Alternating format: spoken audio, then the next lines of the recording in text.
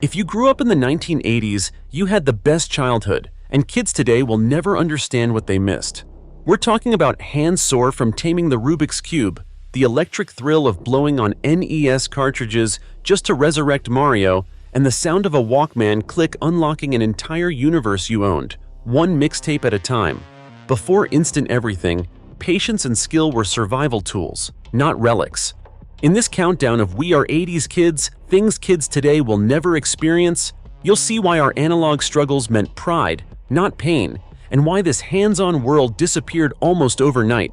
But which lost ritual truly built the toughest generation? Saturday mornings in the 1980s meant one thing: total TV takeover. You'd roll out of bed, grab the remote, and stake your claim on the living room, because missing your favorite cartoon lineup just wasn't an option. But before that first episode of He-Man or the Smurfs could even begin, there was a ritual. Flipping through the TV guide, memorizing the schedule, and negotiating with siblings over who got to pick next. No streaming, no on-demand, just appointment viewing and a bowl of sugary cereal balanced on your knees. When it came to video games, patience was the price of admission. The Nintendo Entertainment System landed in the US in 1985, and every kid knew the heartbreak of a blinking screen and a game that just wouldn't load. The fix? That sacred, possibly mythical move: pull out the cartridge, give it a heroic blow, slide it back in, and hope Mario would finally appear. Sometimes you'd have to try 3, 4, even 10 times, but when it worked, it felt like a personal victory. And if the game glitched mid-level, you started all over. No saves, no checkpoints, just pure determination. Music meant tapes, not playlists. Recording your favorite song off the radio took perfect timing and nerves of steel. Hit record too late, and you'd miss the intro. Too early, and the DJ's voice would crash the party. Mixtapes were handcrafted treasures, each one a soundtrack to a summer, a friendship, or a first crush. And if the tape unraveled, out came the pencil for a careful rewind, hoping the music would survive another round. Movie night came with its own set of challenges. Renting a VHS meant rewinding before returning. Forget, and you'd face the wrath of the video clerk. Choosing a movie involved wandering the aisles, reading every box, and sometimes arguing for an hour. Back home, you'd pop in the tape and cross your fingers the VCR wouldn't eat it. If it did, you'd dig in with a butter knife, praying you could rescue the film before anyone noticed. Every piece of entertainment demanded effort, and every victory, whether it was a perfect mixtape or a working game, felt earned. Kids today might tap a screen and get instant results, but 80s kids learned the art of persistence, one stubborn cartridge and tangled tape at a time. Rubik's Cube wasn't just a puzzle, it was a badge of honor. That click as you twisted the sides, the blur of colors, the stubborn blocks that refused to line up. If you could solve it without peeling the stickers, you were basically a legend. And even if you couldn't, just having one on your desk or tucked in your backpack said you were up for a challenge. In the 80s, over 100 million cubes sold worldwide, and every kid swore their strategy was the secret sauce. School supplies weren't just about getting the job done, they were a statement. Enter the Trapper Keeper. Neon colors, wild geometric designs, that unmistakable rip of Velcro every time you opened it. It was more than a binder, it was your personal command center. Homework, notes, secret crush lists. If it wasn't in your Trapper Keeper, did it even matter? Launched by Mead in 1978, these things turned organization into a flex. Kids today might have cloud storage, but nothing beats the satisfaction of snapping that Velcro shut and knowing your whole life was in one place. Portable music meant freedom, but only if you had a Walkman. Those orange foam headphones were a signal. You were in your own world, soundtrack by your side.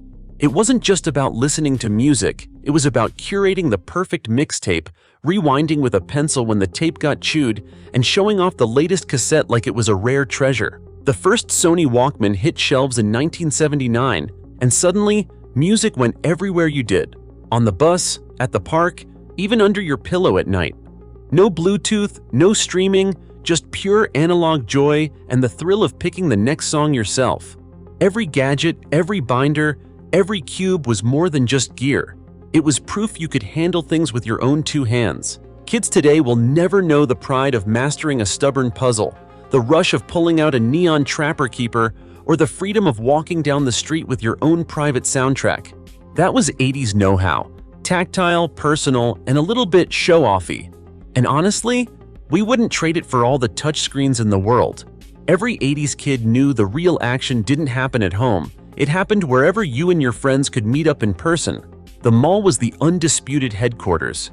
Neon lights, the smell of soft pretzels, and the echo of sneakers on tile. This was where you scoped out the latest fashions at Chess King, begged for a few bucks to hit the food court, and maybe, just maybe, scored your first phone number scribbled on a napkin. The arcade was the beating heart of every mall. Pac-Man fever was real. By 1982, arcades were raking in over $8 billion a year, with quarters stacked on cabinets like trophies. High scores weren't just numbers, they were bragging rights, and the sound of a new game starting meant you had another shot at glory. But if you wanted to show off your moves, nothing topped the roller rink. The disco ball spinning overhead, synth pop pulsing through the speakers, and the rush of skating hand in hand during couples skate. This was where friendships formed and crushes got their start. Rinks had their own code. You dressed to impress, practiced your best spins, and hoped you didn't wipe out in front of the cool crowd. And let's not forget the boombox. If you rolled up with a JVC RCM90 slung over your shoulder, you were basically a legend. Double tape decks, 5-band equalizer, bass that could shake the parking lot. Your music became the soundtrack for every hangout, from the basketball court to the back steps. The right song and the right crew, and suddenly the whole neighborhood felt like your stage. In the 80s, these gathering spots weren't just places to hang out. They were where you learned the rules, built your tribe, and figured out who you were. Kids today might have group chats, but nothing compares to a Saturday spent chasing high scores, skating laps around your friends, or blasting your favorite tape for everyone to hear. That's how status was earned, and memories were made. One quarter, one lap, one mixtape at a time. Cabbage Patch Kids weren't just dolls, they were a full-blown playground power move. In 1983, stores stocked a few hundred at most, but thousands of parents stormed the aisles, desperate to snag one for their kid. News clips showed grown adults brawling with baseball bats and tearing through displays.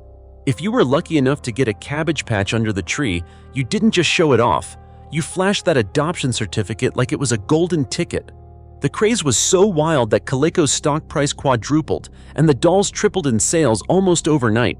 Meanwhile, Garbage Pail Kids cards turned the whole scene upside down. Topps took the Cabbage Patch formula and twisted it, making cards with names like Atom Bomb and Leaky Lindsay. Totally gross, totally irresistible. Kids swapped them at recess, hid them from teachers, and tried to collect every last one before the principal banned them.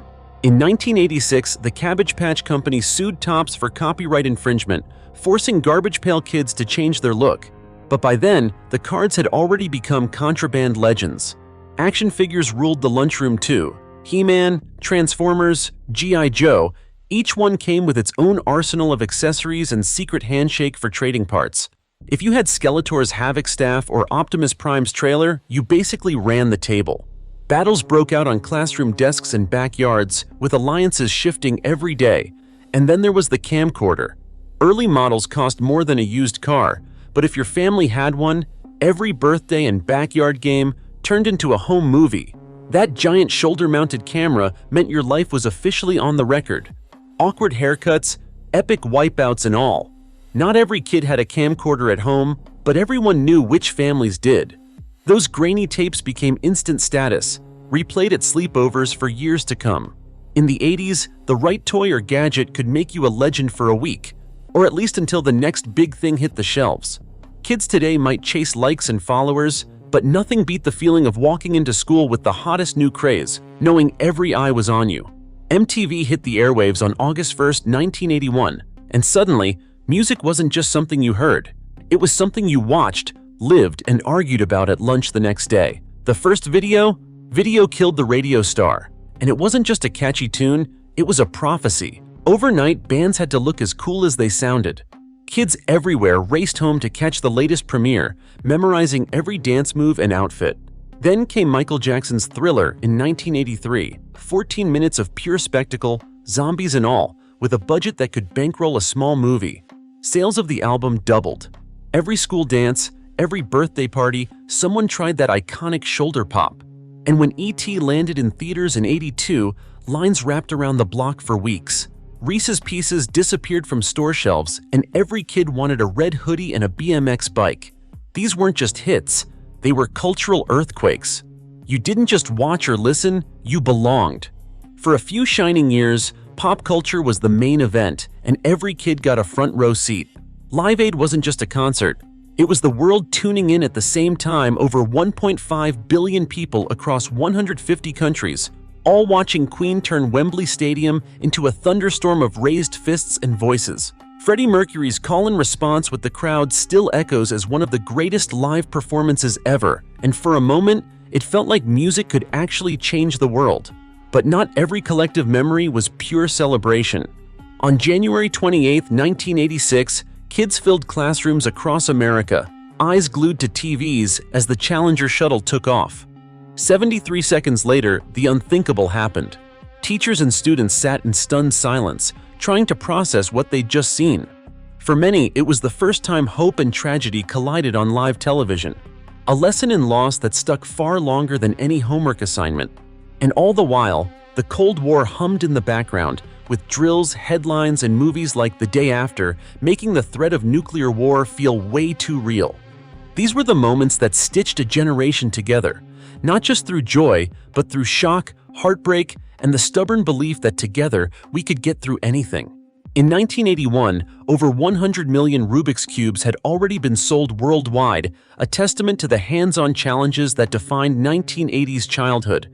This decade saw kids mastering cassette tapes, blowing into NES cartridges, and organizing lives with trapper keepers, rituals that built patience and resilience through everyday effort.